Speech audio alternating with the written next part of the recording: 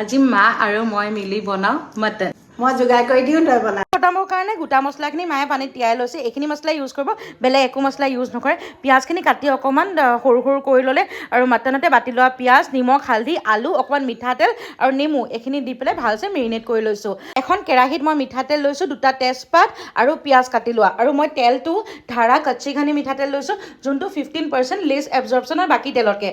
আৰু সেই পিচি লোৱা গোটা মছলাখিনি দি দিছোঁ আৰু নিমখ দিছোঁ, হালধি দিছোঁ আৰু এইখিনি অলপ দেৰি ভাজি ল'ম। তাৰপিছত মেৰিনেট কৰি থোৱা মটনখিনি দিলোঁ আৰু অকণমান দেৰি ভাজিম। আৰু এই কেৰাহীখন মাল্টি কুকাৰৰ কাৰণে ইউজ হয়। আপোনালোকে ইয়াত ভাজিবও পাৰে, লগতে প্ৰেছাৰ কুকো কৰিব পাৰে, দুটাই হৈ যায় আৰু সোনকালে কুক হয় বাকীবোৰতকৈ। আৰু ইমান ধুনীয়া গোন্ধ আহিছে নহয় অলপ ভজাৰ পিছতে।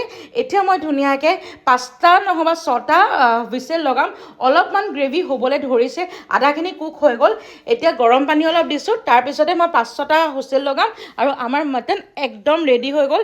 এয়া মটন ৰেডি। মই থালত পৰিৱেশন কৰিছোঁ, মটন দিছোঁ, ভাতকেৰেলা পিটিকা আছিলে, বেঙেনা ফ্ৰাই, আমৰ টক আৰু নেমু। এয়াই আমাৰ মটন থালিখন ৰেডি হৈ গ'ল। মিঠাতেলটো মই টেগ কৰি থ'ম, চাই ল'ব।